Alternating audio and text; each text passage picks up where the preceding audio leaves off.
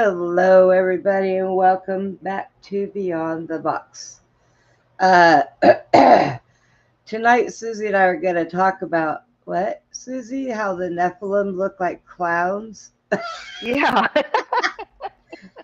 Oh gosh, I think the little girl down the way got me sick. Oh. Yeah, I started, like I said, I was just Hey, I what? wonder if it's those monkeys that got loose that did that to you.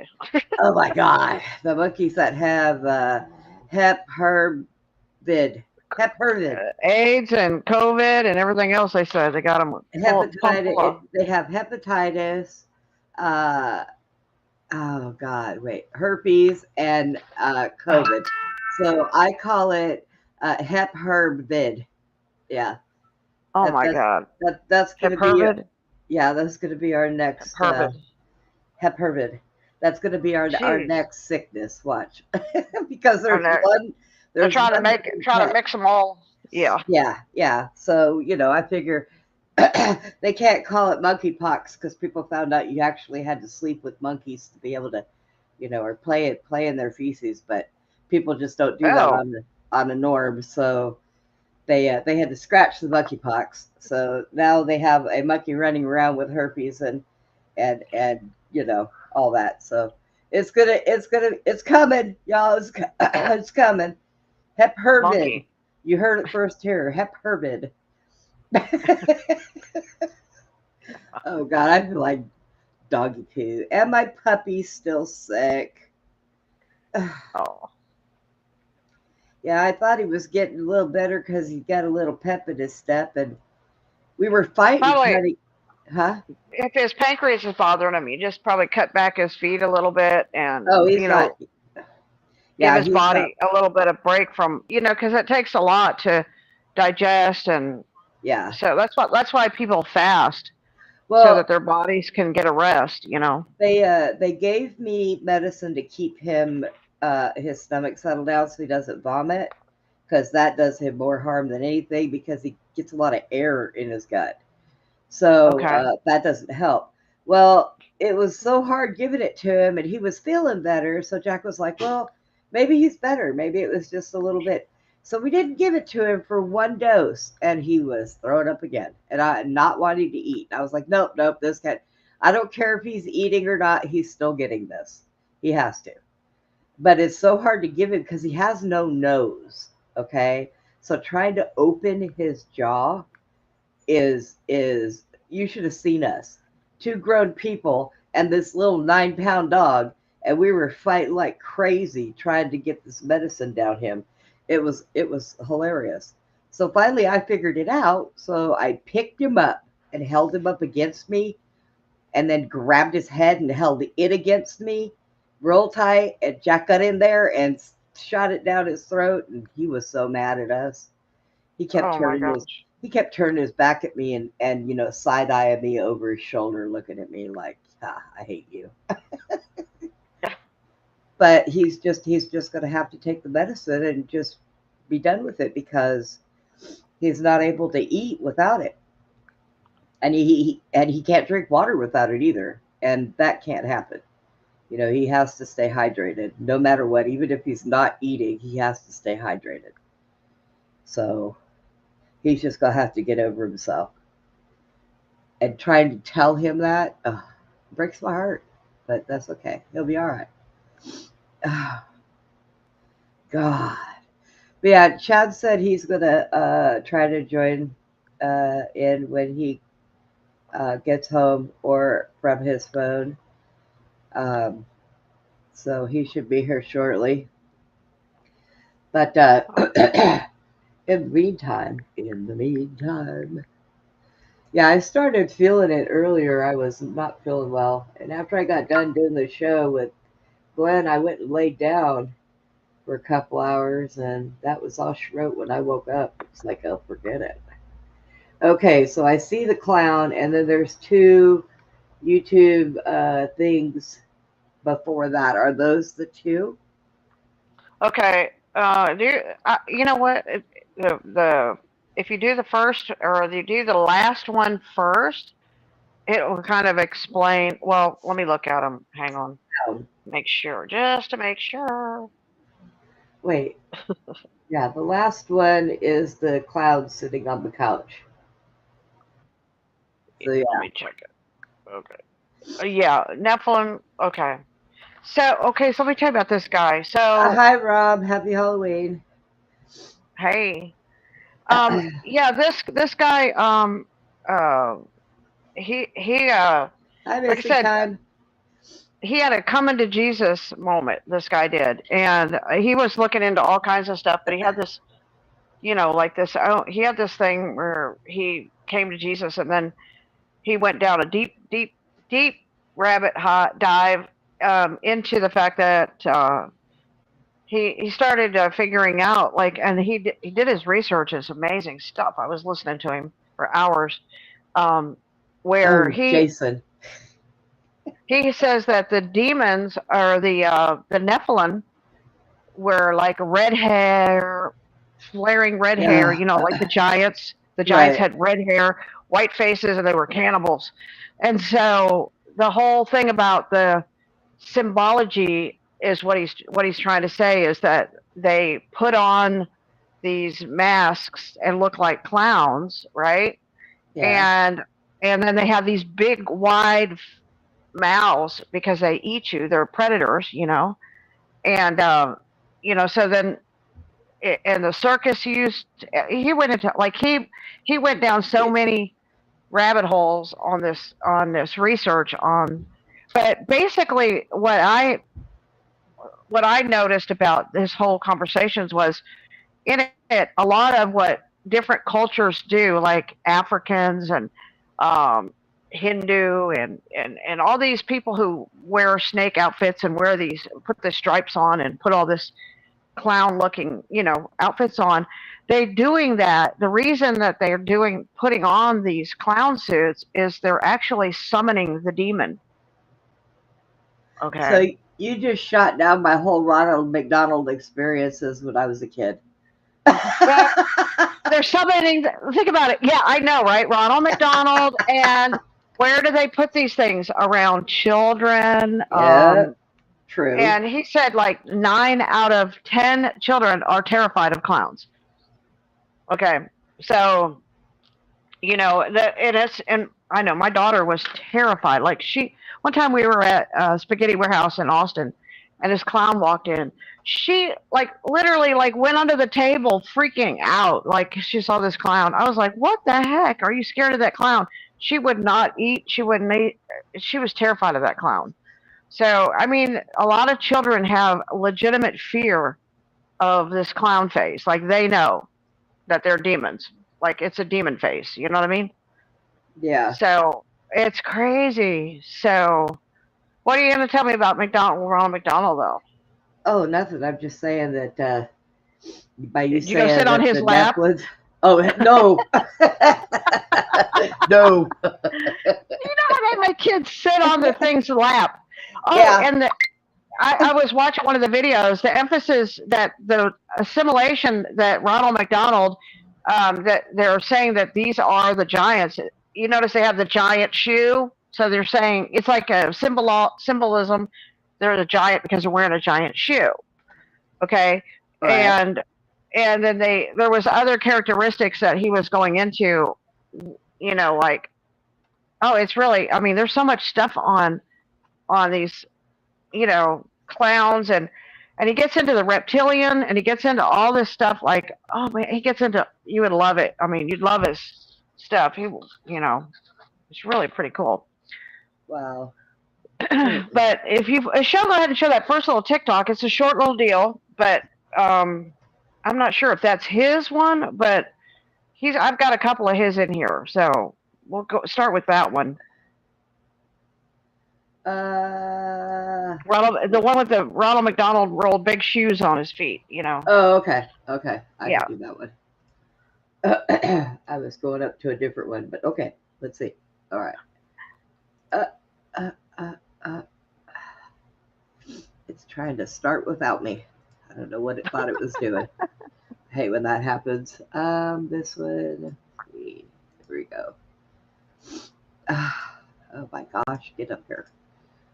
Okay, hang on. Let me turn on the volume and are a play. caricature of what Nephilim used to look like.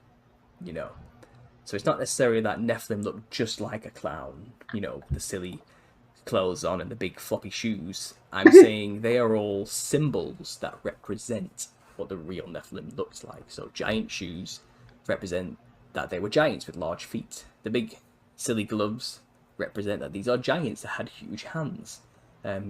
Clowns often being on stilts represents that they were giants.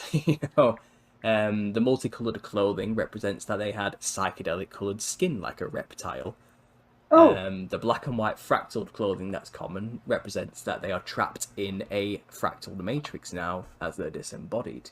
The white face paint is there because the Nephilim had white skin as depicted throughout most descriptions of them.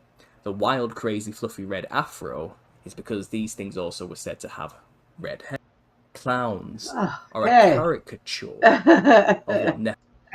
Okay. That's crazy. Okay, there's another one, isn't there? With that one, Uh, let me see. hang on. I'm looking. Let me see if I can. Well, there's Okay, that one. is Yeah, 15 minutes long. there's one right before that one. That was Okay. the last one, right? Okay. Yeah.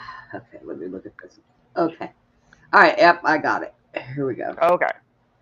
Let me pull her up. Boy, I feel like fumble fingers tonight. I mean, I just haven't really felt well today.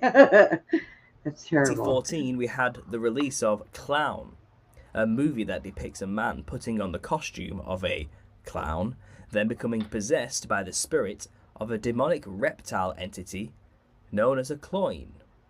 Unable to take off the costume until he eats 5 children to satisfy the hunger of the demon whose skin he is now wearing.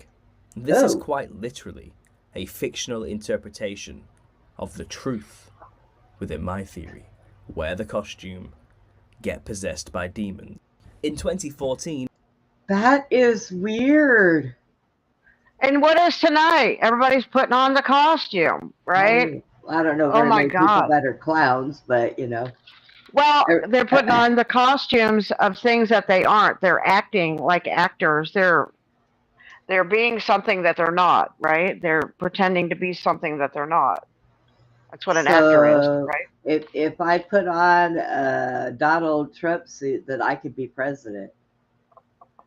Well, in your head, you could be. Yeah, I If guess you're you're, right. I yeah, guess you're right. I still wouldn't gain a leg, so hey. might get your ear shot off. Oh God. Oh Lord. All right. So, Good days. So, what do we know? I mean, all right. Let's so watch a couple more so that um we can go. Okay, go. There's another. uh, There was 3, I think, or 4 that I sent you. yeah. Let's Okay, see. hang on. Let me see what this one is right here. Okay.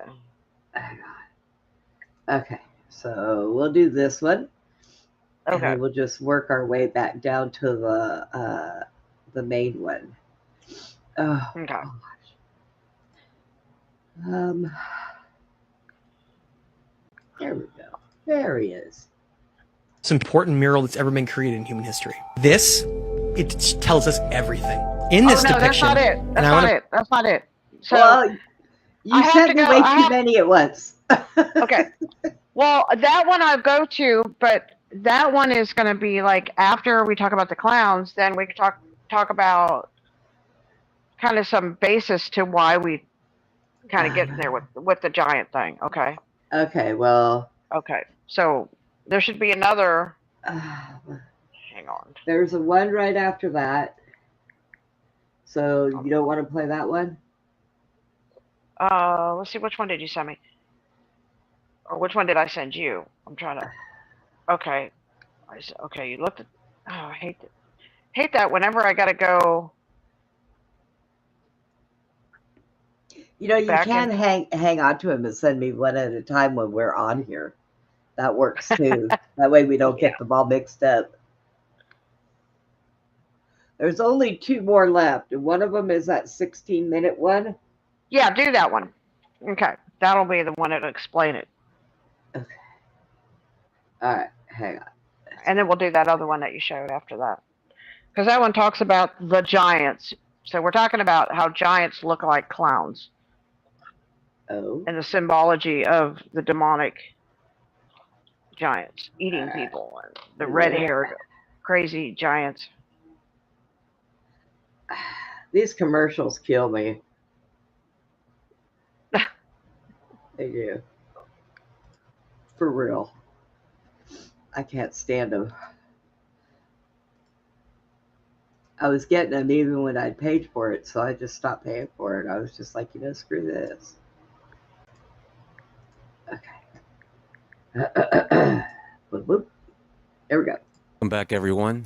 So today I want to talk about something that I actually have been meaning to discuss for a very long time now.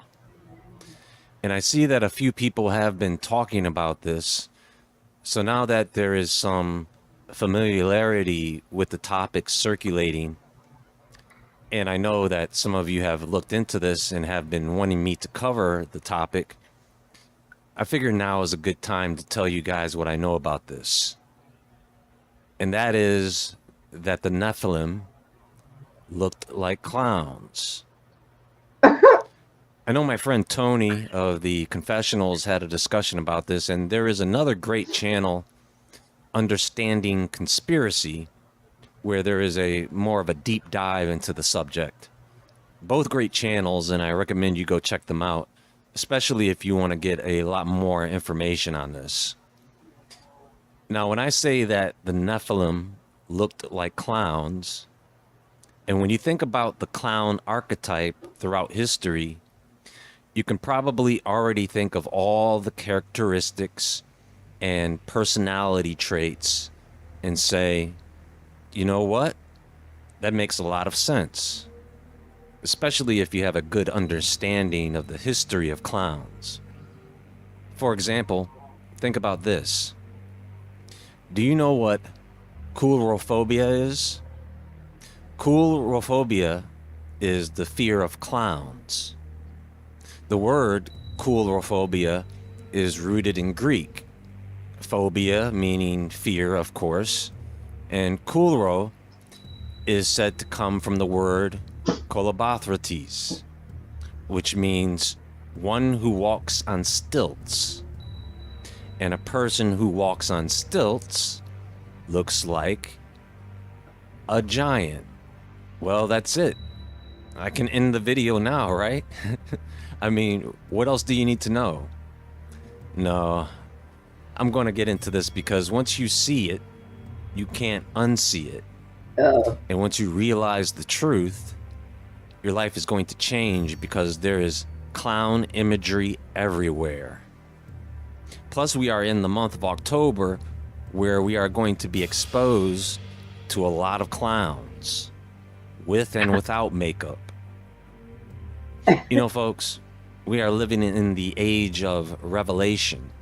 And what I mean by that is we are living in a time when many, many things are going to be revealed. And some of the things that were taught to you and you grew up thinking was true, you're going to find out that some of those things were not true, or at least not the whole truth.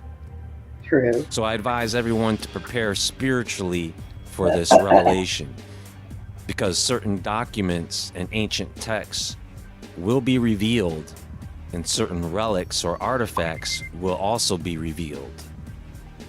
Trust me, I'm not clowning around.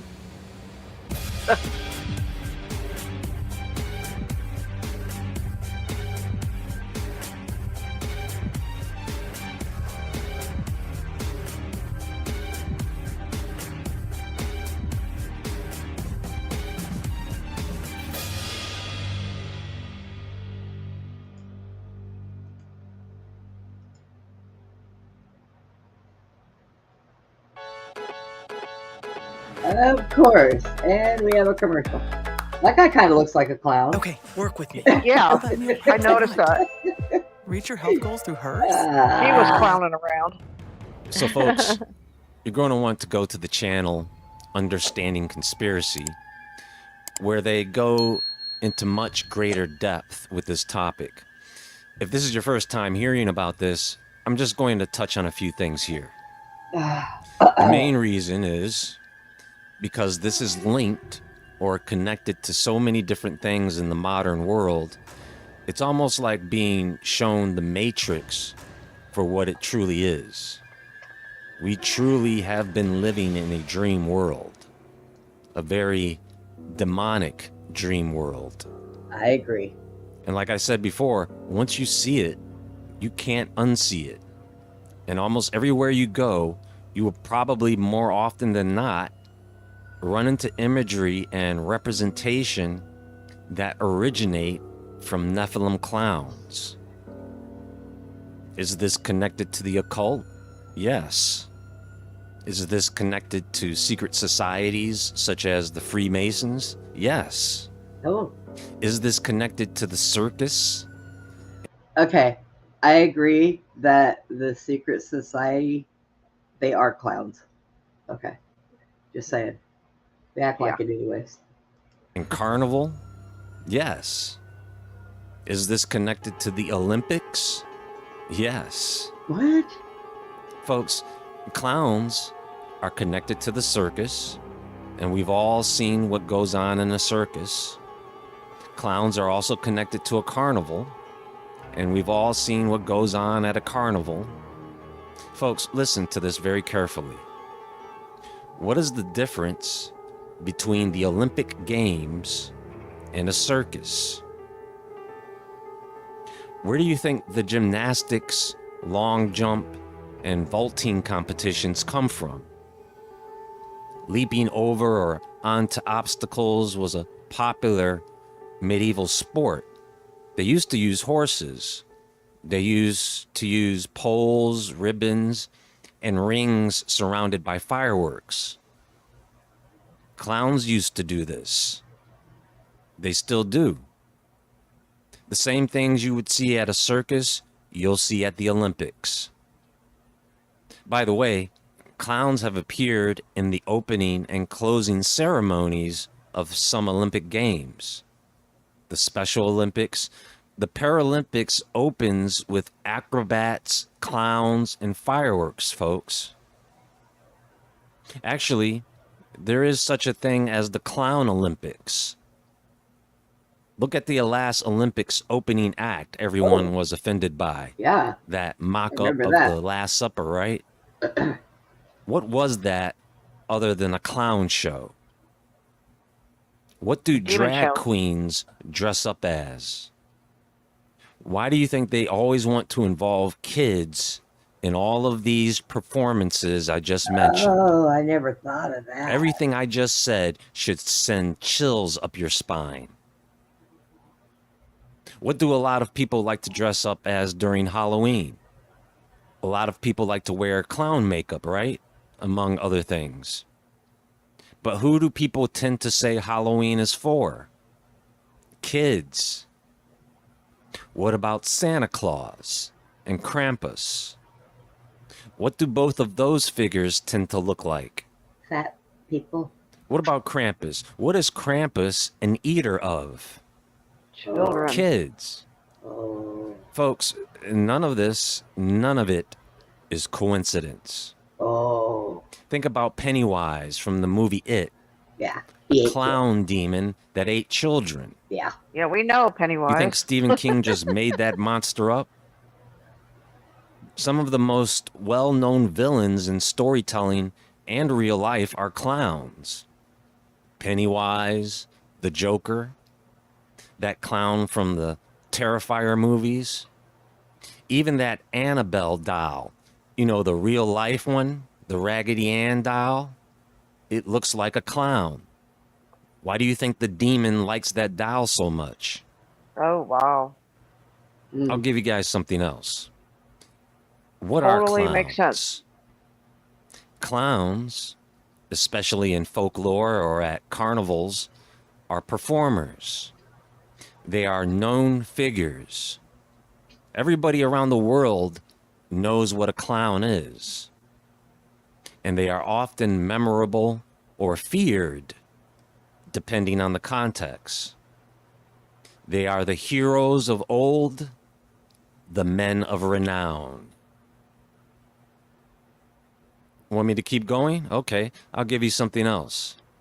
Big clothing, big gloves, big shoes, So, big red hair. oh God. Now, what other figures in mythology and folklore have big red, wild hair? The red-haired giants, right?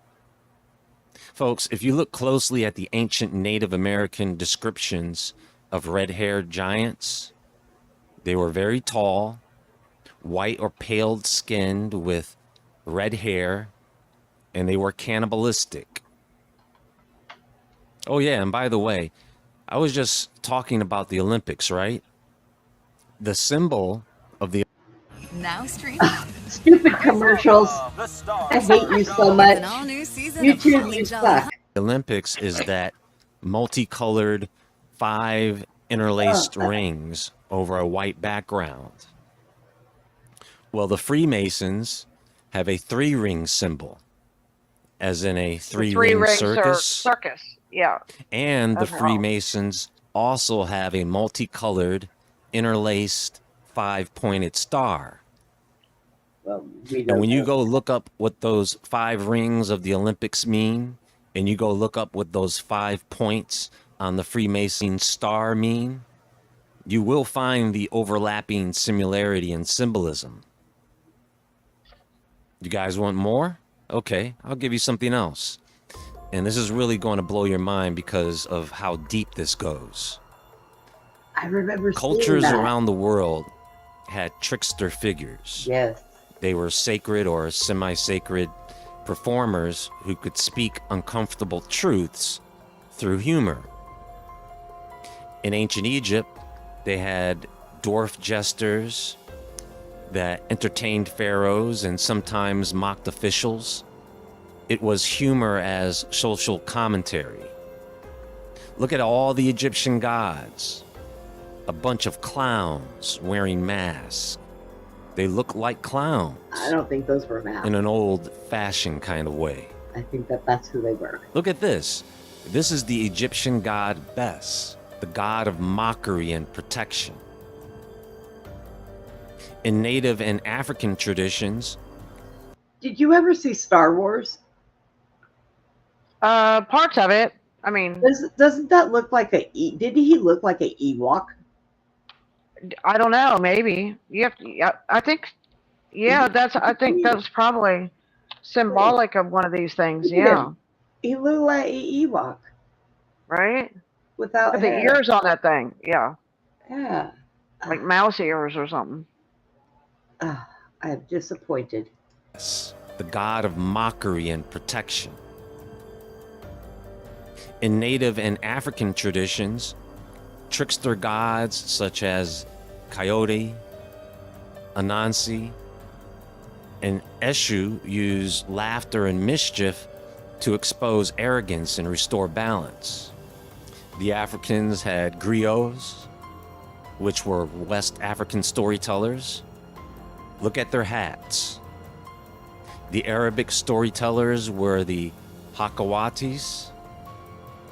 Look at their hats. Like shiners. Now look at the hats of circus shriners. Yep. Remember the shrine circus? It's either that hat with a tassel or a top hat. The perfect hat to fit over a big head or an elongated skull, right? Listen, in Greece and Rome, now this is Big going to head. freak you out. Big head. The Greek god Komos is the god of revelry, which gave rise to the word komodia, the origin of the word comedy. Street performers, philosophers, and satirists like Aristophanes openly mocked politicians and gods. These early humorists or clowns weren't just entertainers, they acted as truth tellers, Dang, that using sounded a jokes to lot like some challenge of the power left. and taboos. Mockers, In joke medieval tellers. Europe, the king had a clown jester, and the jester was the only one allowed to roast the king. This holy fool archetype runs straight through to today's stand-up comedy. And even today, comedians are really the only ones who can get away with making fun of people without getting in trouble, right? Right? That's what I was thinking. I mean, there have yeah. been instances where people didn't like certain jokes or they were offended, The but for the comedians most can get part, away with it pretty much comedians stand because up they're acting. and tell the truth through comedy. Yeah. Stupid commercial. George Carlin was like that. He turned telling the truth into comedy because he wasn't kidding. And like when he Yeah. said it's a really big club and we ain't in it. Yeah, but he was. But what was that? What was that one girl that was talking about? She took the head of Donald Trump and cut it off, and um, she was big into comedy. Remember that? She was all over the internet, Oh, and she had a white face and kind of frizzy hair. clown. That's kind of maybe she's a Nephilim descendant, pretty close. God. I'm talking about she was a comedian. She was all over the internet, and she was making fun. And she did a comedy where she chopped Donald Trump's head off and was holding it. I think I remember that, I think. I don't know, I've Yeah. slept since then, and then again, I've not slept too much. Yeah. All right, Yeah. hurry up. Oh, well. Folks, I'll give you one more thing. Speaking of clowns with big heads or elongated skulls, these are cave paintings of the Wangina. Now, are these aliens or clowns? Oh, Or both. You tell me. Are they aliens or clowns? Well, Look at this. look at the feet. This is Joseph Grimaldi. This is where the more common modern day clown look comes from. But of course, we know that he didn't create the idea, right? Completely white face, exaggerated red mouth, dark eyes, and a bald cap. All features that echo the alien gray archetype. Zangas par de bros Piro. Chalk white skin, black ringed eyes, smooth and emotionless features. Pennywise was a clown from outer space or another dimension, right? How about that movie Killer Clowns from Outer Space? I gotta say something. Kathy Yeah. Griffin, something. Yeah. Okay. That was her. Now, Norma says, Anderson Cooper's sister. Norma, do you Yeah. know that I went hunting around and the only sibling I could find with Anderson Cooper was he had a brother? Where'd the sister come from? That's what I want to know. Where did that sister come from? Because the mother of Anderson Cooper is what's her face, the one that does the special clothing lines. Beyonce or No, Basagi or whatever. no. Was it clothing lines or perfume? Oh God, I can't remember her name. I remember. Try to remember her name. I remember that. Yeah, that's weird. Yeah, I remember. and the only thing Anderson Cooper Oh, had. she was one of the ladies that Capote was friends with. Yeah, yeah. Truman Yes. Capote. Yeah, he was friends with it. Yes, Vanderbilt. That's it, Vanderbilt. And a lot of those women, those high society women, they committed suicide too, which is weird. Yeah. Yeah. Kathy Griffin is a male. Well, I don't doubt that at all. I do not doubt that at all. All right, back to the clown Nephilims. Clown Nephilims. The Nephilim looking, the clowns that look like, or the clowns that look like Nephilims. Giants that used to eat people. I really shouldn't talk when my nose is stuffed up. I can't. I can't. No, no You're nose. you're Nose is stuffed up, and I have no teeth in. I really just shouldn't talk. I'm just gonna sit here and be quiet, and do the video. you're good. You Remember, talk all we you were want. having these clown sightings almost in the same manner as Bigfoot and alien sightings, right? Speaking of Bigfoot or the wild man, Uh-oh. what did Humbaba from the Epic of Gilgamesh look like? Folks, we could sit here for days talking about the Nephilim clowns of the Bible, folklore and mythology, all the way up I to tell Ronald Brenda, McDonald. when you take and you talk about all, I was thinking about all the different myths from the Norse stories to the indigenous people stories, Uh-huh. people over in India, people in Africa. You take all these stories, the Greeks, and you listen to and they all have like the same. They all have the same thread of the basis of the giants and these stories about. I mean, it's crazy. You see it through all cultures. You have passed down. Um, what they say? Myth is verbal passed down stories, not which is going to be more accurate when your Right. families can tell you what happened. They were there. Yeah. Because we know that our governments and those that have these these demons that have taken control of the planet, and they Right. have changed the narrative on purpose to keep us from the truth. Right. Yeah. Norma, I did not know this, but he has pancreatitis. Apparently, dogs can get pancreatitis, and I did not know this. And so I've had pancreatitis. I know how he feels, and they can't be doped up. But this poor little thing right here, I don't know about him. He had me up again all night last night, thrown up. I was like, Baby. oh my god. So okay, let's see. What on Okay. earth is this thing, and what is that on its butt? Hang That on. looks like some kind of voodoo That same clown. dragon looking geeked out face is all over the world in Geeked every out culture. face. Always a part of rituals. Needless to say, folks, Oh yeah. we live in a clown world. Yep, we sure do. Anyway, that's going to be all for now. We Check out live in a Understanding clown world. Conspiracies. We live we live in a We live in a clown world. clown world. If meeting Biden didn't uh you know didn't prove that, I don't know what does. Oh my. All right. So yeah, that one face I see all over the place in a lot of different things. What did he call it? The geeked out place. Yeah. Yeah. Right? So I got a CIA couple more.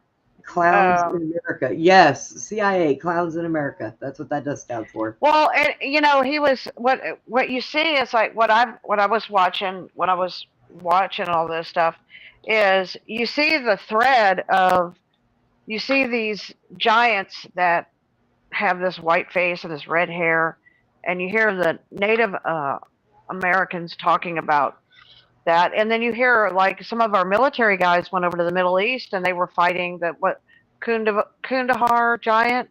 He was red hair and he was eating their soldiers and stuff. You Yes. know, Yes. yeah. And so these giants are still here. They're underground or whatever.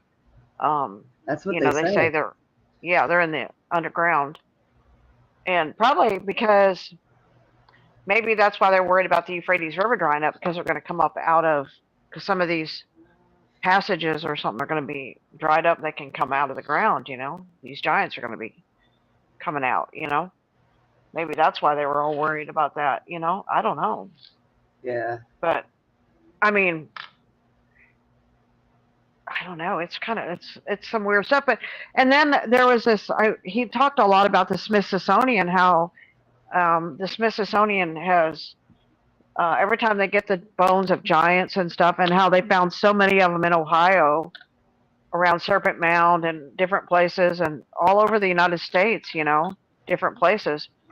And immediately Smithsonian takes the bones and then they disappear and then you never hear nothing about, like they're the biggest, cover up of the giant bones Right. and stuff like that. Right. So, And you, Chris says that giants are bad dudes. Now let me explain Chris to you. Chris is a faithful watcher on the Monday through Friday show for the news with Glenn, and he sent me this picture on Facebook. Here, I want to show it to you. Every time you turn around, Glenn's got this button that he pushes that says "Corn Pop was a bad dude." Well, Chris found a picture of Corn Pop was a bad dude on a T-shirt, and I thought to myself, God, I need that T-shirt. just Corn, get one made, right? I know, right? Corn Pop was a bad dude. But yeah, That's hey, like clowns with 6 fingers. Yeah, 6 fingers, 6 toes. and the Yeah. dexterous clowns. Interesting, Yeah. Scott. Interesting. All right, Right. which one do you want next? Do the very last one, and then do it. Like the very first one I sent you. Okay, because So then you have that one that has the guy standing there. It looks like he's got a moose there's hat two on of his them. head with horns. Yeah, and this is going to kind of go into the little bit of the story about the Anunnaki, the Bible, the giants, Okay, and so just a little bit of basis. you Yeah, do want that one first with the guy standing there with his hands out, the thing on his head. either one of those would be fine. Yeah, just do that. Whatever that one is, I'm not going to go in there and look. You just pull it up. Oh, this one looks like a short. Yeah, they're shorts. Oh, okay, okay. Let me There's like 2 short ones, I think. let me move this over here. I don't know what I was thinking on that one. Okay, I moved my Facebook all over the place when I needed it the most. Okay, let's see. Come on. All right, ready? Yeah. Turn on the sound. Texts, such as the Book of Genesis, the Nephilim are portrayed as the offspring of the sons of God and the daughters of men. This mysterious union between divine beings and mortals gave rise to a race of giants, renowned for their immense strength and stature. The biblical narrative suggests that the Nephilim roamed the earth in ancient times, influencing human history and civilization. To comprehend the potential origins of the Nephilim's giant stature, modern genetic insights offer intriguing parallels. Hybridization, the crossing of genetically distinct individuals, often results in novel traits and characteristics. In ancient texts, I such as know for a fact that I have no Nephilim blood because I'm 5 foot, so you know.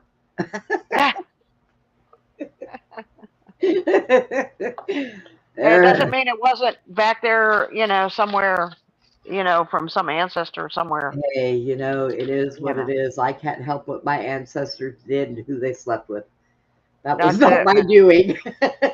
Yeah, I think about that a lot because, you know, there's, what are you going to do? I mean, look, I know we are a product of our ancestors. We're here because, they got together, basically. Um, but, you know, how at this point in time, you look at everything, how are we going to like go back and fix anything that they did or didn't do? Well, we can't. You know what I mean? Well, we You can't can't. really fix what they did, but we can go forward in a better light. You know, That's all we could do. I know. So what I'm saying is, it's like, when I read the Pista Sophia book, it talks about how Sophia, how she created the demiurge, who is the false god, who Right. creates all the archons, and then the archons, they create the humans, and it goes into all that kind of stuff. But some of those archons repented and turned away from him and chose to follow Sophia and Christ. So, I look at it like this: everybody has a free will choice. Doesn't matter who your parent is, and you can choose. But the facts will always be the facts. Either, some people have good parents, some people have not so good parents, but each person has their own choice to choose how they want to live their life. That's true. That's very true. So now, I know that we think that there are still, allegedly, there are still giants underground on this earth. Yeah, I believe I so. Yeah. think that also some of the ones that were killed, I think that they in spirit still walk the earth, and that's what they try to get in and demonize all of this crap. I mean, okay, look, they're talking about the demons, the spirit and the demons of Nephilim inside of clowns. Okay, look at John Wayne Gacy. What made Oh. him dress like a clown to be the evil Oh. person that he was? Yeah, that's interesting, Brenda. You know, I mean, Yeah, because so what did the clown face represent? It represents a ravenous beast who like to eat right, people and children. Yeah. right. So, yeah, I mean, it, I was it listening to that guy on a talk show last night, and these guys were the guy's name. It was really interesting. The guy's name was Ash, Odin's son, Ash. And then I got to thinking about when I looked at that name, Ash. Ash, in the Odin story, he made the first two humans that were from an ash and an elm. So Ash actually represents the tree that the human was made from. right. The ash tree, right? So his name was Ash, Odin's son. Um, Now they were talking about, he brought up the fact that Odin um, was pretty much a good guy who his whole um, journey was to go out and kill these Nephilims, these giants. They started with Ymar, okay, the giant Ymar, and then they hunted down all the giants, and that's what Ragnarok was to kill the giants, you know, and he was killed in the process by a monster, you know, dogman, but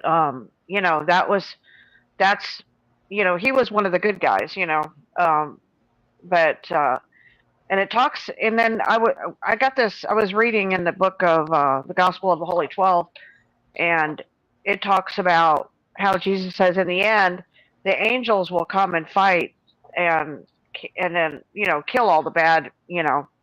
So I mean, we have another Ragnarok. It's like everything is, these myth stories, like we say, of our ancestors match all the same, all every you go back to all the indigenous people, you go to all these people, everybody tells the same story.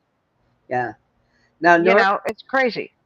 we know that Google Maps won't disclose the true map and the land these giants are living on. Aha. They're being hidden from civilization. You're right. You're right. And they don't disclose. Well, first of all, they can't disclose the real map because then that would mean that NASA has lied to us for a very long time, even though there are a lot of us that know they did. I heard a theory, Brenda, that the big trees that went to the top of the firmament, they Yeah, cut down, like yeah, Devil's Tower. That was they. The theory was that they were cut down so the giants couldn't climb those trees and survive the flood. yeah, yep, But like, think about it, like Jack and the Beanstalk, right? yes. Yeah. Scott, the other night, he did something that we had done at one time.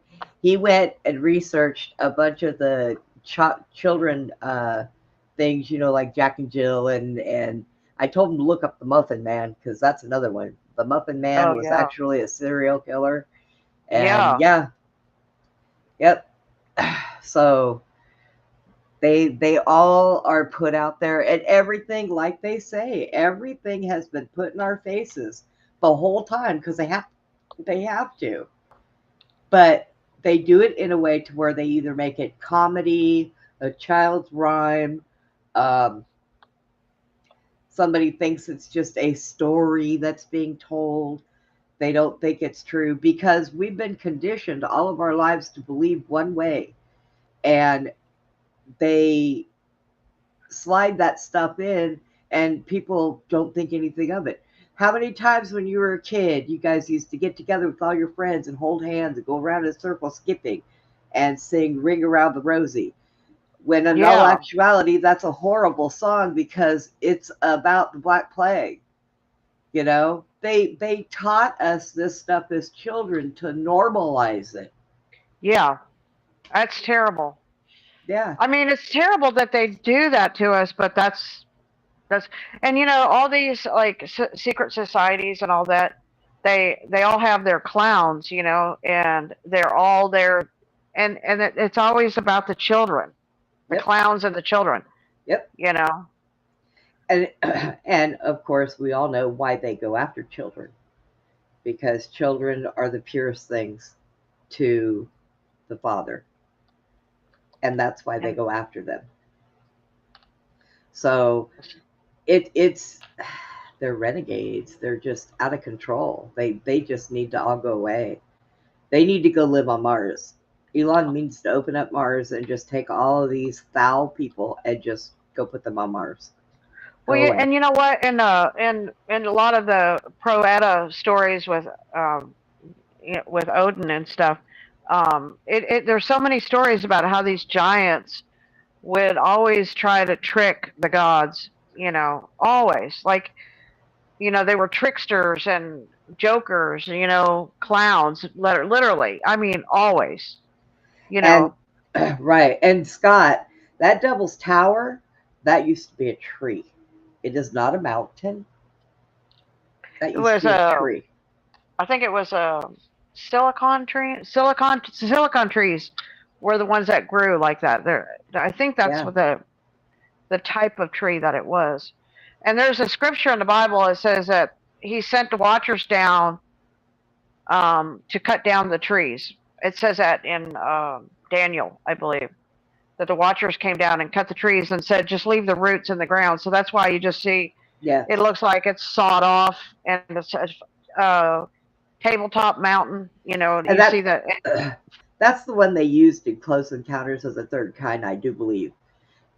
And I remember when I seen that, I was like, God, that looks like a tree.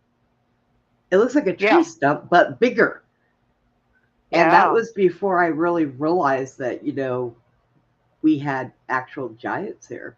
And that our trees that we have now, they're little twigs compared to what the trees that they had back in the day. You know? I was reading this thing, Brenda, the other day. It was saying that, well, Adam and Eve were like 38 and 40 foot tall, right? Because they were made from the earth, the giant's body, right? From Norse Yeah. mythology. And the blood of the Anunnaki. So they became giants. So Adam and Eve and all these people in the beginning were all giant type people, right? They Right. said that they put, when they died, because they lived to be like 1,000 years or something. When they died, they were put in these caskets and set out to sea, and they ended up on some island. And you can go there today, and they have their grave, and they're like 38 foot or 38 and 40 foot long graves of Adam and Eve's body. But you know what they tell people when they take them They were there? giants. Well, no, what they tell them when they take them there, people see this. Oh, we made this mountain into a grave for so and so. Or, it's like when you see the mountains that are in the shape of a snake or a turtle with its head sticking out. People sit there and say, oh, come on, it just looks like that. That's not really what it is. Look closely, because I'm telling you, mountains don't shape the size of a turtle and have Petrified. Yeah. the 13 things on its shell with its head out and the eyeball sockets. That doesn't Well, happen. I think our schools and societies try to teach us that, we had dinosaurs, you had the big bones, and you had to, they're telling us they're all just dinosaurs, but people were big, Scott and these says, dragons were big. They were dragons, right? Yeah. They were Scott beasts. says, Scott says huge chainsaws. Well, okay, look, they were watchers. They were They were from the big people. heavens. Yeah, they Yeah, were big. I'm gonna bet that they had saws bigger than who knows my city Look, block. if you're 38 foot tall, could you imagine trying to cut something down with the little knife that we would use? It'd be like the size of their fingernail. Right, right. And You know? think about it. They Yeah. might not have had chainsaws back then because, well, that's runs off of No, gas. But they had they those had more saws. technology. They were flying around in Well, that's UFOs true. That's back then. true. They had, They yeah, could they have had, easier cut those down. You know? yeah. Yeah. I never thought So about that, but yeah, they probably had technology that we. I'm over here thinking they used, the saws that they use at those tree cutting contest things with handles on both sides. There's two guys and they're going to town on that thing. But yeah, you're right. They probably had the technology to use lasers to knock them down. yeah, yeah. I'm sure. Look at the history showing us. The UFOs You go know that. back to the beginning of time. Yeah, and them using lasers makes sense because on those big, especially on that mountain, it never grew any little trees out of it. Look at Where that if story you of Paul cut down a Bunyan. tree, yeah, and Paul if you, Bunyan was a big, yeah, that's right, that is correct. had a big old axe. Walked around cutting trees, the big trees down. Yeah, maybe Paul Bunyan was real too. I'm sure he was. I mean, that's what I'm saying. Of course, now Smithsonian and your secret societies and your religions and everybody that's trying to keep the truth from you, they're gonna you know they're gonna cover it up. Did you Um, did you know yeah, that? Well, because like I said, I don't think we ever had dinosaurs here. I think that they were dragons. Okay. Now they're right. sitting there saying that how they go in, they exposit, they have their people that go in there and get bones out of the dirt. I I was agree. reading a thing that said that most of those bones, some of them are created by plaster to do the fill-ins, but a lot of those bones that they were saying in the Smithsonian that are dinosaurs, they're actually human bones. They're giants' bones. And then what they didn't find on that, they found dragons. Now think about it. If you got a dragon that is in the earth and you pull it out, what is it not going to have? It's probably not going to have its wings. The wings will probably rot and fall off. So they're pulling this, what they're calling a dinosaur, out of the ground, and it's actually a dragon. So I mean, they lie and they lie and they lie and they keep on lying. I mean, I can't blame some of those people that do those digs because I'm pretty sure they don't know. And that's why they take them to the Smithsonian. They're supposed to have the experts there, but those experts probably don't really even know because why? That stuff is put away, and then they're keeping all that. There's an agenda there. They're keeping the truth Oh from yeah, everybody. yeah. That way Here it when I says in Daniel 4:23, Your Majesty saw a holy one, a messenger coming down from heaven, and saying, Cut down the tree and destroy it, and leave the stump bound with iron and bronze in the grass of the field, while its roots remain in the ground. Let them be drenched with the dew of heaven, and let him live with the wild animals until 7 times pass for him. So there is a reference to cutting down these yes, trees, the watchers. And what gets me before the Mandela effect, the word watchers was not in the Bible. right, Was not, and neither was the word oracle or matrix or anything like that either. But now, because when I was reading Enoch, it talked about the watchers, and I remember thinking, wait a minute, could there be good watchers and bad watchers? Because what is a watcher? Somebody that's watching you, right? yeah. Okay, and then I heard this horrible story about in Gilmer, Texas. There they call it the town where the devil lived or something. This satanic family they would torture people and then eat them, right? Kind of Oh, like the Giants do. Yeah, and oh, they would have townspeople that would come out there in the country and sit in the woods and watch. And they called them the Watchers.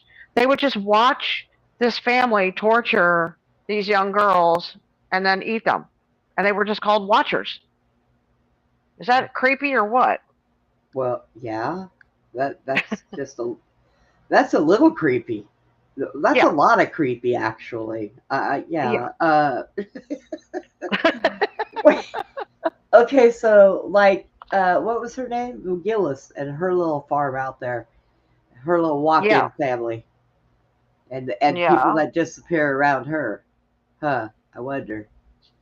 I'd imagine, something. Yeah. You can't, all these roads, they all go the same direction. Bad, they usually True. would end up eating somebody, for dinner, We never did find thinking, Bob, did we? Ain't nobody heard nothing. No finding Bob. uh-uh, Wow. no, I was like, Wow. you hate to say, but I just, he was around a lot of very, very satanic people. And Right. as I said, I do believe that Bob became a shish kebab. Probably. And Yeah. before they even, because it took them a long time before they even executed search warrants to go out to his property. It took them a while to do that. It don't take very long for a whole slew of these people to destroy Right? something. Yeah. They were looking in wells. They were looking everywhere. Yeah, but yeah, Did they look in her no trace of freezer? Bob. No trace of Bob. Did they look in the freezer? But yeah, and that's like the serial killers, Lucas and them. They're uh, Henry said in his book that Otis Toole, one of the what and Toole, the name Toole, he's the tool of the devil, right? Right. Okay. And his family were a bunch of Satanists in Jacksonville, Florida. He They were very notorious for always cutting up their victims and eating them and disposing of them that way. Right. That's how they got Yep. rid of the bodies. Yeah, they ate them. Yeah. I just don't know. That's terrible. I mean, these are Nephilim giant traits, demonic, you know. Yeah. And didn't It's we determine that they were the ones that kidnapped Adam Walsh? yeah, And yeah. all they found was his head, right? They never found the rest of him. So did they? Oh, she's got to go let the dogs in because My they're. dog is over here beating on the door to get in Oh, here. let him in. Come on, Oh, Scooby. oh gosh, you guys are bad. So spoiled. But they never found the rest of him. All they found was his head. So did they eat him? I mean, Well, I don't know. It's that was some. Well, Lucas said he didn't particularly like to eat people, but he said Otis Toole loved to eat people. He loved eating people. Like what a it was a big what a deal. what a great bunch of guys. Yeah, I know. And what I thought was terrible was his cousin. Okay, so Toole's cousin, Becky, she used to run with them, and like they'd break down on the road or something. They went up to this house one time. It was so terrible. This farm, and it was in Texas, and knocked on the door, and the lady let him in or helped him out, and they went in there, and they ended up eating her. Okay. Oh my God. And she was part of it. This girl, Becky, was part of it, which was Toole's cousin and stuff. And then later, they end up staying at this Christian place and working for this family. She ends up becoming a Christian, tries to convert her boyfriend, which was at the time Lucas, and he ends up getting mad at her, choking her, and killing her. Okay, then he Yeah. felt bad because she was just trying to get him to change, and she said, killing people is wrong. God doesn't want us to do that, is what I found out. Because this girl was raised in that. She didn't know any better, It's so Right. sad. And when she found Jesus and she got baptized, she said, and she wanted Lucas to get saved, he got angry because the demon in him, he said, just overpowered him, and he started choking her and he killed her. Then he realized what he'd done, and he felt like he really felt bad. He killed her, and he goes back to the house, tells Tool what he did to Becky, and he goes, "That's okay. We'll go take care of her." So he and two guys went out there and they chopped her all up and ate her. And he came back and he said, "Yeah, she tasted pretty good." Oh my gosh. His That own is cousin. horrible. Yeah, That's what I would have been like, dude, you ate my cousin? What? that's how he got rid of the body. That's how they would get rid of the bodies that way. That's horrible. Yeah, I mean, It's a real Nephilim trait, apparently, to eat the people. Well, what is that? apparently, like Dahmer was the same way, Yeah, he ate. Yeah, I remember in the movie where he cooked one of his victims and he was trying to feed it to his neighbor as a hamburger or something, and she wouldn't eat it. He goes, "Eat the hamburger." Yeah. Norma She's like, says, "No." unreal savages. Oh, but that's what and then you look at Switzerland, that statue of the Krampus Santa Claus or whatever guy, he's eating the children. He's got a basket load of children, and Yeah. Yeah. Leave our kids alone, people. Oh, well, they don't. They don't want just children. They'll eat adults too. They're not. But children are probably more tender. Just saying. It's kind of disgusting, but Our scammers here from the Twitch thing. Best views. So I got another TikTok on there, Brenda. Yep, I've got it pulled up. I've just been waiting for you to get. Oh, okay. All right. I've been waiting for you to say you were ready. Okay, get on there. Get on the screen, for crying out loud. Okay. And my book volume on? Nope. Let's turn that on. Okay, ready? Yeah. Anunnaki and... This is the most important mural that's ever been created in human history. It tells us everything. In this depiction, and I want to break it down, the two beings on the other end are the Anuna. That's why they have wings, and that's why the horns on their helmets have multiple horns that represent status. They're not kings, they're the beings that we think of as the Anuna, our creators. In this depiction, you're seeing our two Anuna on either side passing rulership, kingship, to rule over us, to two different individuals. One of them is a king, and one of them is a priest. Now notice those two beings with the wings, they're passing this. You see that? What they're passing is the symbol of the pine cone. And in their hand, they have the handbag. Remember Pillar 43 in Göbekli Tepe? It's got the same handbag symbol below it. The Anuna, they know all. They know everything in the universe. They are more powerful than we can ever understand. They seem to somehow be related to creation. They're passing the pine cone behind the head, pineal gland. They're passing the knowledge to the king and the priest for how to rule over humanity. This is the most important mural that's ever been created in human history. Okay, so what I like about that video is, okay, so the Bible is actually, the Old Testament references the Sumerian gods, okay? These were these gods that said, let us make man in our image, and these are the gods that said, now this man is like us, gods, right? Yeah. And so these gods that were responsible for making Adam and Eve and all that, and these are what all these texts come from over there in the Middle East. I think that's why they wanted to destroy a lot of these cities, and because you're going to destroy a lot of the evidence and documents like these cuneiform writings, that date back to all this stuff. But these Sumerian gods, what's interesting, I thought about that video was this particular video. It talks about how these gods handed over this information to the kings and the priests on how to keep deceiving mankind throughout all these generations through religion and through politics. I knew that these Sooner people couldn't be smart enough to figure this out. It had to come from somewhere. They gave the instructions to the priests and the kings on how, and that's what these secret societies are, how, and Smithsonian, how to cover up the truth, how to hide the evidence, you know. Yeah, and now they definitely are destroying cities to try to hide things because there are too many people out there now that are a little bit more awake and ask questions. And they don't like questions, especially when you ask the right one. You know, when they yell and scream and shut you down, you've asked the right question.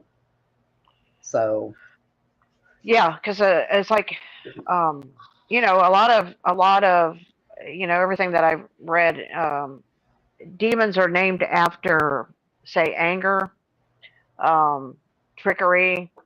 I mean, those are like the names of demons. So yeah, they want to deceive you, manipulate you. Um, you know, all these negative words are like demonic words. There are yeah. demons. They Norma represent the asked demons. Norma asked why they glamorize uh, the oh God, Brenda, come on, you got this. You can see. I was going to say probably because Yeah. they worship these things. Yeah, Oh, why do they glamorize statues of monsters eating toddlers? Because they try to they're worshiping them. normalize, yes, and they try Yeah, to normalize that stuff. It's like now they want to lower the consent on children, um, because they're trying to normalize the fact that grown men are molesting kids. So if they lower the age group, then they're trying to normalize it so that they can't be in trouble for it. So it's sick. It's sick and a demented little game that Satan plays. That's what it is. It is disgusting. I can't, especially now that I'm a grandmother. Oh, let me yes, a lot of people are blind. They are blind. But you know what? If you love your children, look at your child. Straight up look at your little toddler and say, would I want some grown man doing this to my kid? That's what you need to do.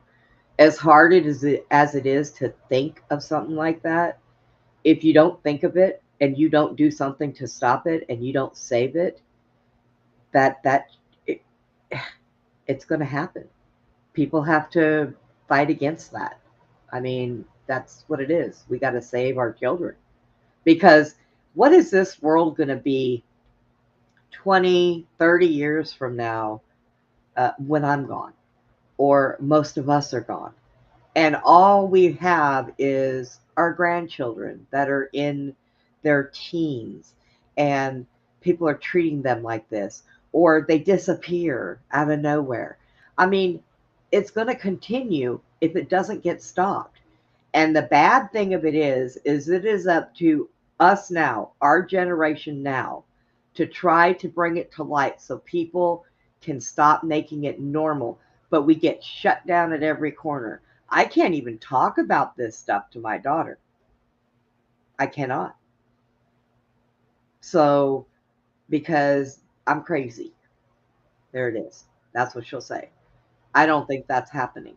No, honey, it is happening. It is happening everywhere. So, I mean, people just got to open their eyes. They've got to know there has been evil abouts on this planet for generations and generations. And it is time for it to stop. It's going to be a hard hitting reality one day, and I'm hoping it's one day soon that people are going to learn the truth about people we trust, people we've known, people we relied on, people we put into office, people that we trust with our whole beings in life, you know?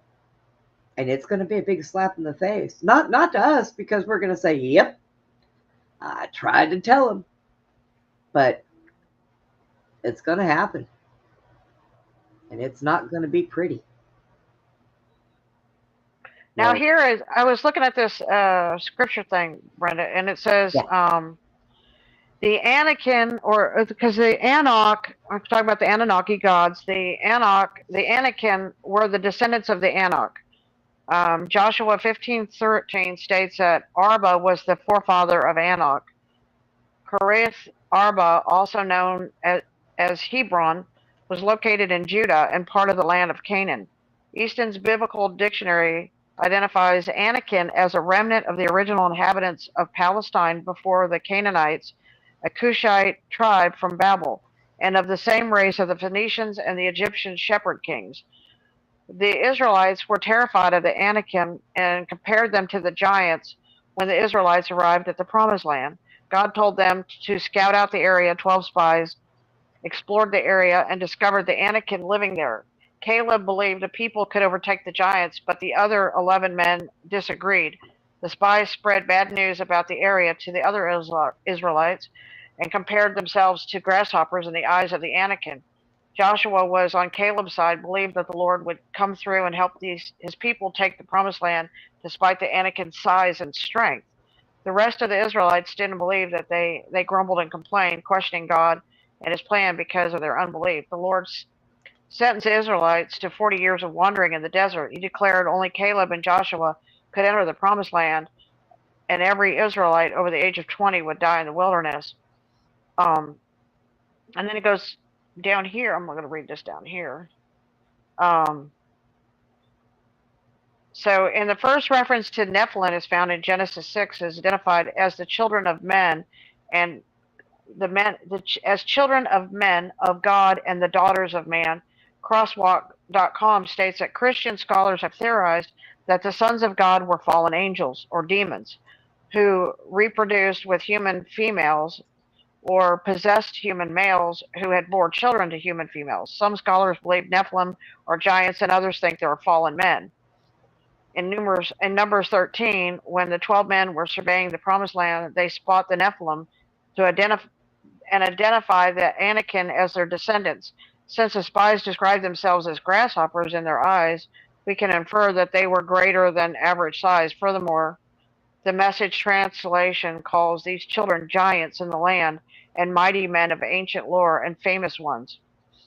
Additionally, the Anakim and Nephilim have a similar perception. While the Anakim are people that need to be driven out, the Nephilim were seen as characters that performed evil deeds.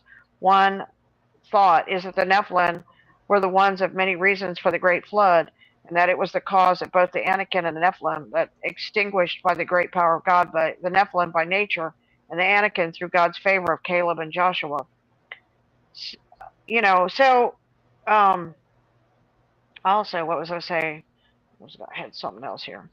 Okay, in Joshua 14:11, he says, "I am still strong today, and as the day of Moses sent me out. I'm just as vigorous to go out to battle now as I was then." Caleb doesn't let his age stop him. He doesn't let the fact that he's been wandering in the desert, grumbling Israelites for 40 years to stop him. He's ready to fight for God and his people. So, I mean, he was ready to take on these giants. You know what I mean? Right. Says the Anakim were warrior-like giants who roamed the earth and caused fear and stopped the Israelites from taking what was theirs. The Anakim lived in the times of the Old Testament, but we have giants prowling the earth today. They may not look like walking, breathing, grotesque creatures, but they do if they look like clowns. But they're very much alive.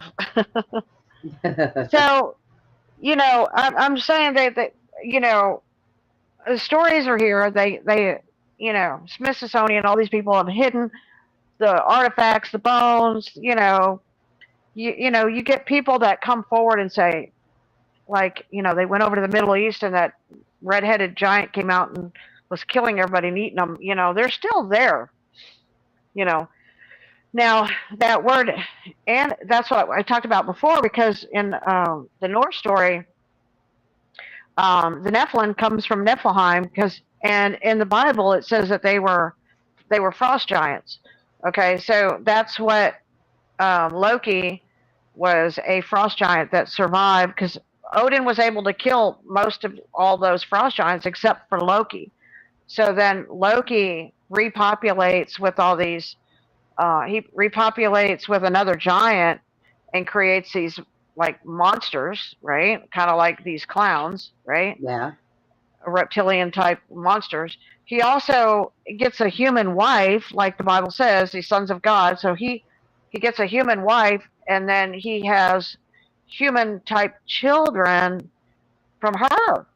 So this is where, I mean, this stuff is just, I mean, it's in all these cultures, and then you hear about the indigenous people in the United States that fought these redheaded giants, and so took, I mean, it's some crazy stories out there, but the stuff is just wild, and this clown thing is just tripping me out because I didn't ever think that clowns was connected to these Nephilim giants. Yeah. I mean, I I know that there's always been something about the clowns and the red shoes and different stuff like that. And then of course, knowing about John Wayne Gacy, I've always found them not so good. I mean, there are people that are afraid of them. Well, they're afraid of them for good reason. I myself am not really afraid of them. I do have other phobias that I deal with, but clowns to me is not one of them. But I'm not going to go crawl up on a clown and sit in its lap. That's not going to happen. So, but it's like I never really put two and two together with the Nephilim. I mean, we had giant trees, we had giant beasts, we had giant giants, we had giant humans. Yeah. Oh, my Lord, So I think, did I send you another video? I thought I did. I can look. I don't think you did. Oh wait, that's Glenn. You don't need to see that. Let's see. 1, 2, 3, 4, 5. Nope. Well, wait a minute. You might have. Did you send me something before I sent you the link? Let me look and see. Maybe. I don't know.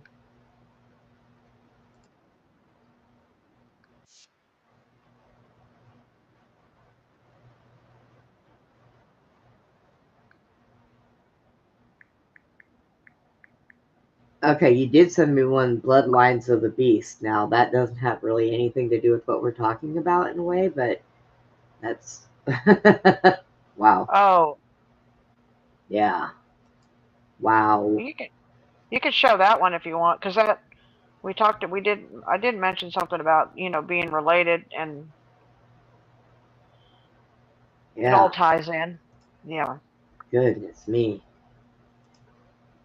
Okay. I'll go ahead and show this one. Okay. This is not for sensitive people.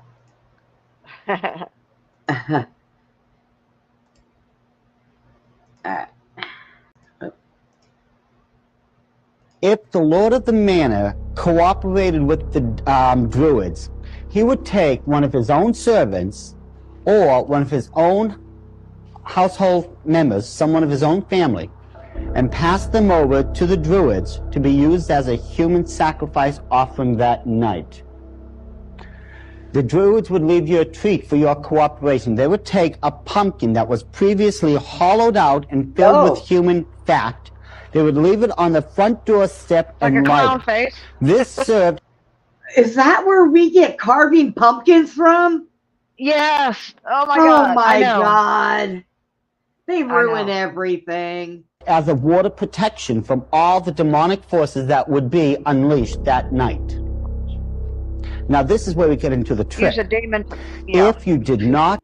You guys have to hang on a minute. I got to go out my front door and go kick that pumpkin out of the way. No more carving pumpkins. Cooperate with the Druids.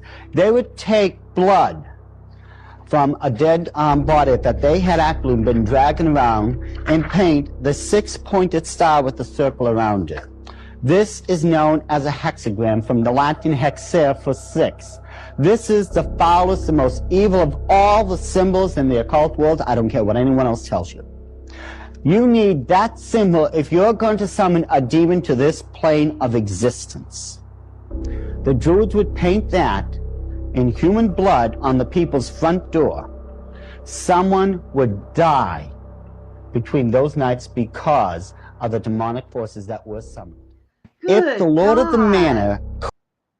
That's crazy, isn't it? Yeah. So Oh my that God. symbol, okay, when we're talking about symbolisms and we're looking at we're looking at clown faces representing these giants, these wild giants that eat people. Okay. Well, that symbol of that star. You remember when Chad showed us the Yes. thing with Ashtar? Yes. Well, and I thought about that. His name was Ashtar because I'm thinking, if he's the god of this world, and he's kind of like the god of the alien world. Okay, Ashtar Okay. is right. And Baal, which is Yahweh, Baal Herman Yahweh is the god that kind of oversees the humans, the religious part of everything, right? And so they work together. If the symbolism is that star, that Jewish star, right? It's like the two triangles. And inside of the Ashtar's seal is that star, the two triangles. His face is inside that one triangle, overlaying the other triangle, which is a 6-pointed star, right? And then underneath that was the hexagon with the cube.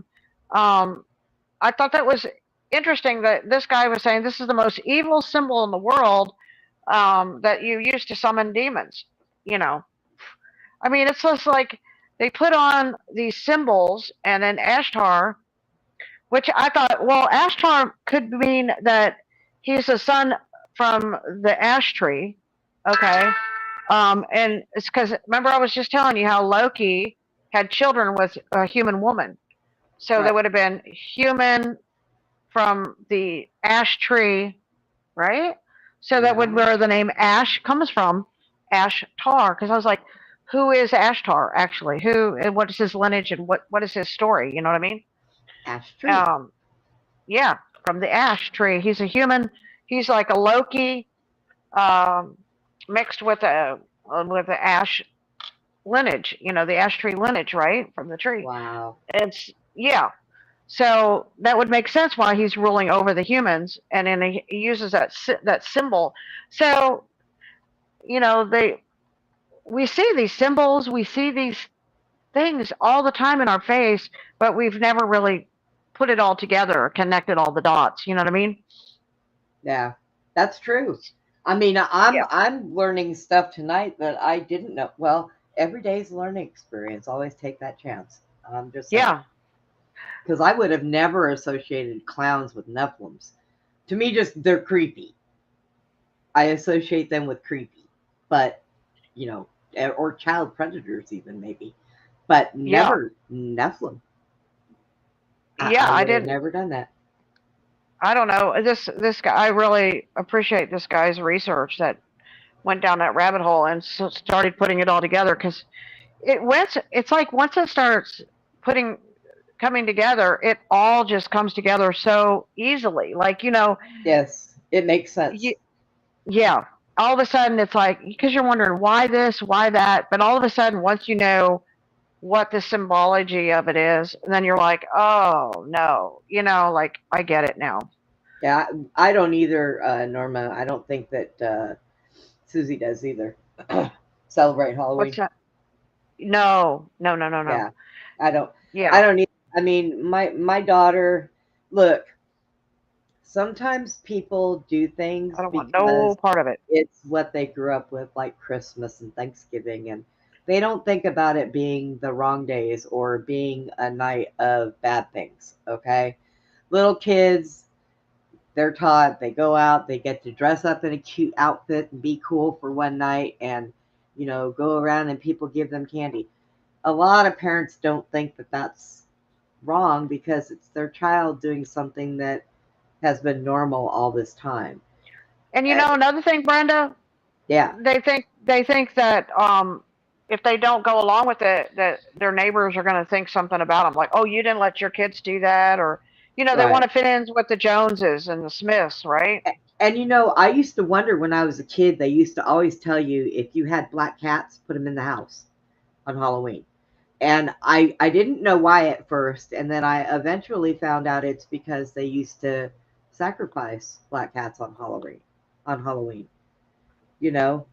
Um, so, I mean, the other night, my cat went to jump up in my chair the other day when I was online with Glenn, and she missed the chair and instead hung on to me with her claws in my side until I could pick her fat butt up and get her off of me. And the first thing I said to her was, "Tomorrow's Halloween. You want me to put you outside?" Oh, right. I wouldn't have done that, but still. I know, but you know what? Yeah, it's just that you said that in a way like, I mean, that's interesting. I was Yeah. I was hurting because she did, boy, she dug in. She made my side bleed and everything. I was like, "Oh my God, this cat." Oh, I mean, that's a cat. she's You should have her claws removed. Yeah. I don't like to do that, but I do see the It point probably wouldn't because hurt her. Yeah. yeah, she doesn't go outside. She doesn't even like the outside. But if something ever Exactly. happened and she got out, she wouldn't She have a would way to go. protect herself.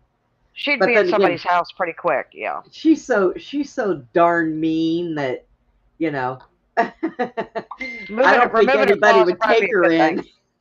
First time they took her in, she'd attack on like Glenn was looking for a kitten for his mom, right? And I said, "Really, your mom's older. She doesn't need a kitten. She needs an older cat." And he's like, "Yeah." He goes, "I'm trying to find." I said, "We can send her mine." He said, "Nope, yours is Satan. We're not sending my mother your cat." I'm like, ah. I want her. She needs to go to a good home, somebody that understands evil. Oh my But God. I heard someone say the other day that the reason that Halloween is important to the demonic world is because the veil is so thin on this particular night, like with the moon or something, and so they get a lot of people to become part of this ritual without realizing. They're all putting on masks and they're all dressing like demons and goblins and witches and warlocks and clowns and you know what I mean? And they're summoning the demons basically, you know. Yeah, And true. they're getting people to participate in a ritual, and I think that my theory is, Brenda, is if you're a Christian, like if you believe in Christ, wouldn't wouldn't your inner God say, run from this, don't have any part of this, this is not, you don't participate in something this evil. But you True. know True. then again, I have to question, Brenda, I really do have to question, what's their level of spirituality? Are they really, Well, or do they and really have a conscience toward this stuff, or are they right. just I don't fair think weather Christians? right, and I don't think a lot of them do have because you know what? Think about it. What do we recognize with Halloween? Small children dressing up cute. Okay, my grandson went as a Ninja Turtle. Okay, my daughter sent me pictures. It was the cutest thing I ever seen. But that's what a lot of people associate it with. It's for the kids to have candy and to look cute, But one day of the year. But yeah, no, and I understand because it wasn't until I got older when I realized, holy crap. But today, there are so many things wrong with it. Like when I was a kid, the only thing we had to worry about was we didn't take anything homemade from anybody because we didn't know the people. My mom would throw it out. We didn't take any fruit because you can inject, or there was people when I was a kid that would have to be in the emergency room because the kids would take a bite out of an apple and there'd be a with street razor razor in it. blades. Yes, Yes. we had a lot of that in Uh, Ohio. They but outlawed Halloween a long time ago when I was a kid because kids were biting into apples and getting their yeah, razor blades. Yes. yes. So those were the things we had to worry about. Nowadays, it is more so. I mean, every now and then an occasional kid might come up missing, but nowadays, oh, it's totally on. I mean, for the last few years, I've heard of 10 or 15 kids that come up missing, or, they find a body here or there. And it's like so bad now. Even when parents go with their kids, it can be But bad. think about it. You're actually condoning your children to run around with a bunch of demons by dressing them up as hoodlums, you know. Yeah. Because It's like, most of the masks are, they have kind of an evil twist to them, and then you're teaching them to run with other hoodlums, and then yeah, you wonder why our society, is so messed up. But because as parents, you're not doing anything. right. You're not doing anything to teach them the right way. Yeah.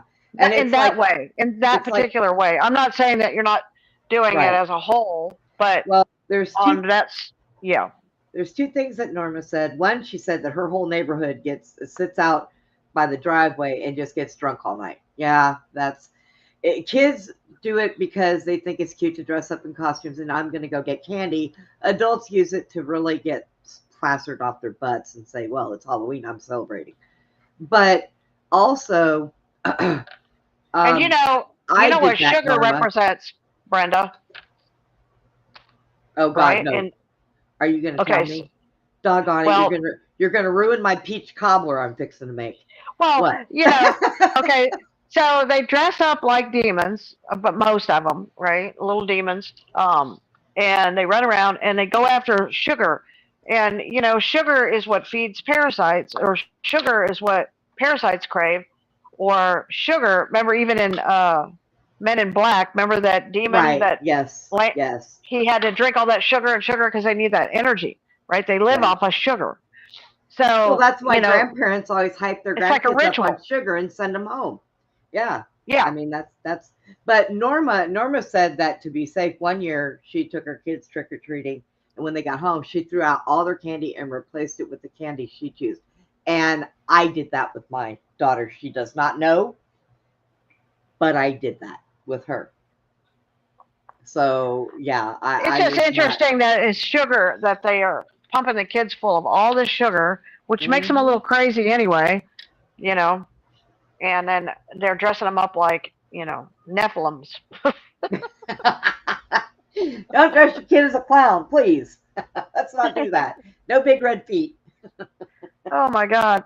It's I think if people just use a little bit of common sense, Yeah. and then talk to God, yeah, and then you got the older kids, the teenagers. And if they're not out there trick or treating themselves, they're out there stealing candy from the poor little kids. So you got to stick thievery in that too. I mean, does it get any better? I'll tell you what gets better. Let me tell you what gets better. Andy's Town, the fire department, had a trunk or treat for the kids. It was an environment where they were all firemen. The neighborhood brought their kids there, and that was their trick or treat. They didn't put their kids on the street to go trick or treating. It's a lot of the churches do alternative to it. They don't celebrate they say dress up like Bible characters or whatever, but Yeah, and candy is trash now, unless you get it from another country. Ooh, girl, let me tell you. It's just the symbology of all these things that I'm looking at. It's like what they represent. Well, but you look at it, Suzy, how it all comes together. Yeah. Everything. I mean, I'm not condoning things that people do. Okay, I'm not saying that it's all okie dokie, but every single aspect of our lives consists of something like that. They've ruined everything in our lives. So it's hard to just sit and do nothing but read all day. Well, or, I found go to work all day. So, but they've ruined everything. Alcohol. All alcohol is named after some kind of a demon. They've ruined everything. Spirits. Yeah. Yes. They have ruined everything in drugs. Everybody's life. And we Pharmacopoeia is sorcery. Yeah, they call it and then sorcery. The word means sorcery. yeah, and then they say, well, my kid doesn't do that. My kid just sits at home and plays video games. Do you guys know what kind of video games they are putting out? Yeah, mostly Okay, killing pay people, attention. running over people. Yeah. Yes. And I ran across this video game that starts with the Satanic 6, or the Satanic 5-star. Okay? Starts with that. You speak to demons in this game. That's what gets you to the next level. And I'm like, that's way worse than sending my kid out trick-or-treating. I'm sorry. It's bad. It's all bad. Yeah, all of it. You know? All the I mean, you above. gotta Yeah. it's like everything is so bad. You got to try to pick the lesser of two evils anymore, or because it's terrible. It is terrible. Every part of our lives. You know, I have neighbors. That's what Brenda. That's why that video I sent you with the cuneiform where the Anunnaki were giving the instructions to the priests and the kings of how to deceive the people and keep them from knowing all the truth. Yeah. So they can keep control of the people. Wu said he used to just wait out late and wait for the candy to just be left on the porch when all kids went in. He'd just go take all the last of the candy. Wu, you're funny. wild. And because of all that candy, we get Wu. Oh my goodness, Wu, you just crazy. But oh yeah, I remember that when they Yeah, used to we're put the not against on the candy, porch. or we're not against candy. That's not. It's just symbolic, is what Yeah. my point was. Is that it's that first they're dressing the kids like little demons, and then they're giving them sugar. And it all I can see is that scene from Men in Black where that guy, he puts on the face of the human, the demon puts on the face like, they put on the clown's face. Yeah. Puts on the face of the guy, and he runs in the house and he's like, "Give me sugar water, woman." Yep. And she's, more sugar, and that's all I can see every time I think about this, Halloween thing, with the kids. He's a grown parasite alien. Yep. Yeah. Gotta have sugar. But you can't, I mean, the demon needs sugar. Look, if a lot of people could hand out apples and oranges and be trusted, that would be something good to give. Glenn asked me if I got candy. I said, I've lived here 3 years. We don't get trick-or-treaters. He goes, what are you going to do if one comes to your door? I said, well, I got a pack of ramen up there. What do you want me to do? I don't have candy. Because don't have to worry because they don't come to your house. Yeah. Yeah, and here's the deal. We don't get any either. We have bought candy. Well, you live way out in the country. That would be like impossible. Yeah, be a long trip just to get something. We bought candy, okay, one time for Halloween, and didn't get one. We didn't get one kid, not one kid. We had candy for almost a year in this house. Okay, we didn't get one kid, not one. I should have went down to the nursing home and handed it all out to the old people. That's what I should have done. But there's another thing. I've seen somebody put that up, and they're absolutely correct. If you're going to take your kids out trick-or-treating, take them to a nursing home, because those people will get candy for kids, and they love to see all the kids dressed up in all their costumes. Gives them a giggle. Those people don't do anything but sit in their room. Are you saying they like to see the little demons running around? Oh, come on. Well, look, they're in a home with a bunch of other gray-haired people. They never get to see kids. They never get the joy of laughter running around.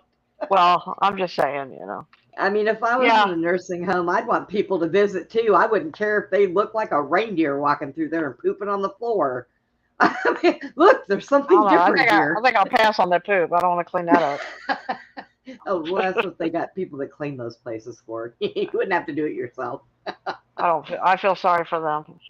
Yeah, I mean, I used to every year for the people, my patients that I had, every year I would make like a big cake or, a thing of brownies or something. And I would take it on my floor and I would hand it out like for Christmas. I would, try to get each one of them something small or, because there's a lot of people that are in those homes that have no more family left. or they have family that don't care to go see them. And it is sad. I've walked in several times and found my little lady sitting on the bed crying because my daughter doesn't come and visit me anymore. I haven't seen her in a year. I haven't seen her in 2 years. She doesn't bring the grandbabies to see me. And it is sad. It is Well, maybe sad. you could talk a few people into taking their kids there, but I think most people are sucked up into the Halloween thing. Yeah. Yeah. Sadly. I need to start taking Well, I gotta wait for Putin to get better. I need to start taking him to the nursing home and let him go around and visit all the old people. They like Well, that animals would be too. nice. Yeah. Yeah, yeah. And he's real good with the little kids in the hospital. I put him on the bed and he just wags his tail, goes up, licks their hands, and they get to pet him. So I should take him to the old folks home too. I bet they would just have a blast with him. But I can't take Tucker because Tucker doesn't know how to act. And he'll jump up on everybody and scratch him because he's just crazy. I love Tucker, but he's a special kid. he's, he is my special kid. I have a dog. I swear he's got Down syndrome. He is just, but I love him to death. He's something else. Um, so uh, they love animals, sweets, and cookies. Yes, they do love cookies. They sure do. Old So people. I Old had people are a. great. When I was looking at this uh, Gospel of the Holy 12. I wanted to read something on this one chapter. I thought it was kind of interesting. Um, so in this one, and here's how in this book, it spells Jesus' name Iesus. Like I said, it like Issa is there was no J, there was no Y before. It was an I back then. You know what I mean? That's what I'm saying. They didn't have those letters. You know what I mean, that they used. Yeah, thank you. So, but it said in this one. Let me read this to you. It says that he expounds on his inner teaching to the 12. This is chapter 40. And it says, and the disciples came and said to him, why speakest thou unto the multitude in parables? He answered and said unto them, because it is given unto you to know the mysteries of the kingdom of heaven, but to them it is not given. For whosoever hath, to him shall it be given, and he shall have more abundant. But whoever hath not, from him shall it be taken away, even that which he seemeth to have. Therefore speak I to them in parables, because they seeing see not, in hearing they hear not, neither do they understand.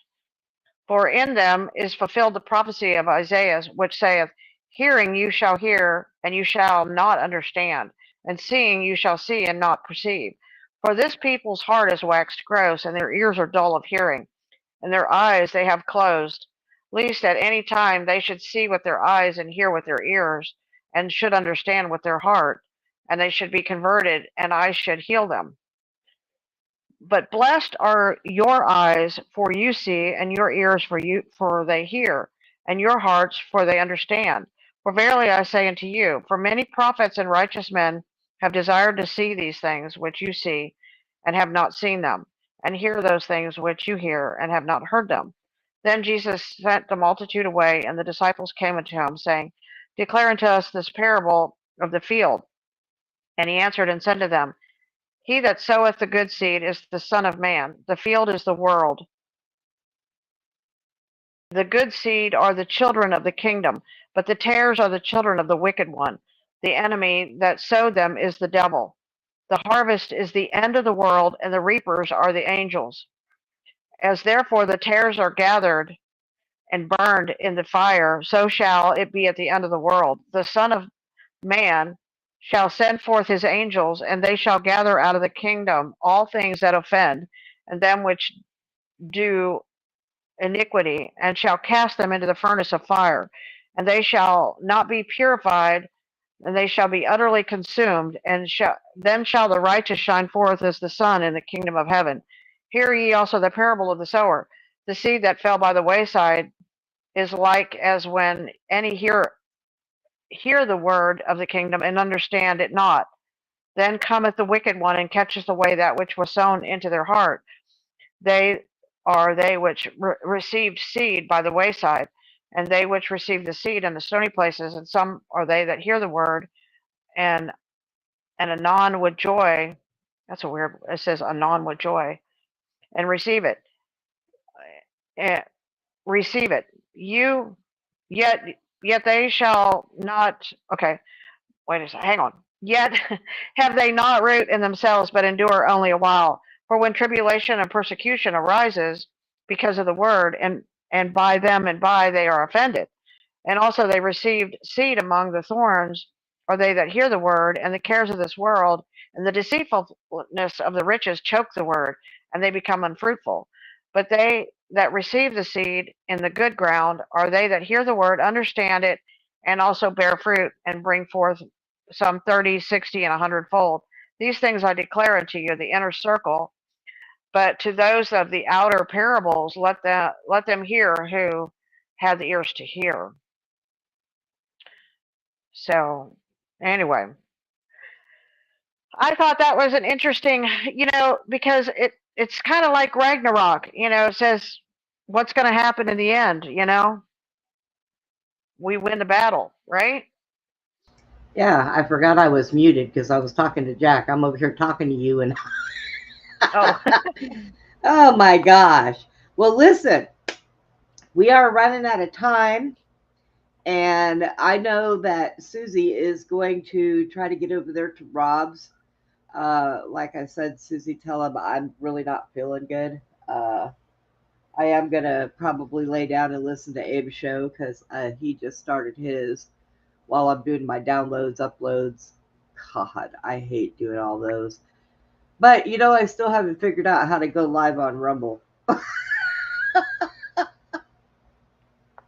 I've been doing this for how I long know. now, and I still cannot figure it out. Brenda. I pay for this stupid thing, and I can't go live. It's like, oh my god. You just need someone to come over there, sit down, and show you how to go through it, and then you'll get it. Yeah, somebody's supposed to do that. Well, if anything, my daughter, they want to move back to Texas, so if anything, I can have my son-in-law do it, show me. Because I'm here to tell you, I did it that one time. Remember, I did it that one time, By and accident. it was by accident, and I could not figure out what I did to change it. I just couldn't figure it out. It's something that you did. I mean, that you pushed a button somewhere, and you just got to push that button again. Something like that. I mean, golly, it's ridiculous. I can't believe it. But I went through all the steps and I pushed all the buttons, and I still didn't get it right. So it kind of sucked. But I'll get it. So, but all right, guys, we are going to get out of here. I appreciate y'all being here. Love you guys greatly. And oh my goodness. And I can't breathe. So, hey. Poor Brenda. Yeah, she has Down syndrome. I was playing with her. She is so cute. I love that little girl. And her mom said, the little girl that lives down the way, and her mom said that she was not sick anymore. Well, I think that was not true. Oh, like I said, I started feeling it while I was on the show with Glenn. So when I got done with him, I laid straight down and passed out. I woke up 2 hours later, like, oh God, I got a fever, and I feel like, ugh. But there's this, that wind that blew through here. Like, we had that. It's carrying. It's carrying that. What did I call it? The we had a giant.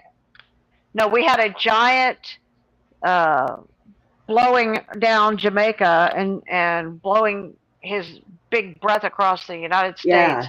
And I think it just blew a lot of junk in. Okay. And I want you guys to all remember, because you heard it first here, be listening.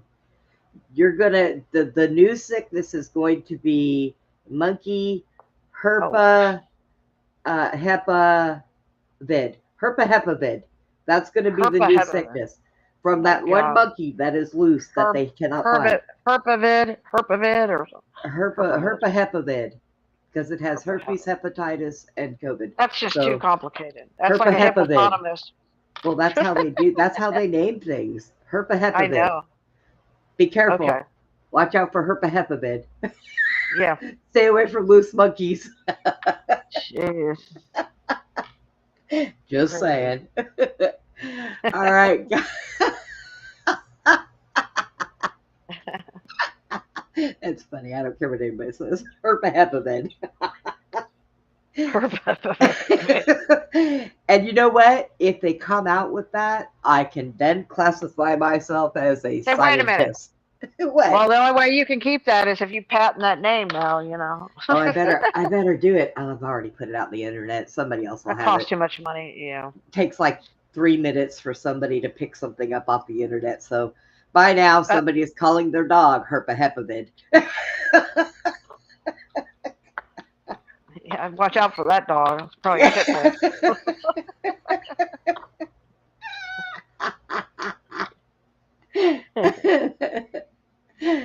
Norma told me to leave the pumpkin alone. She's afraid if I go kick it, I'll fall down. Maybe it'll stick to my foot. Yeah, maybe it'll just stick to my foot.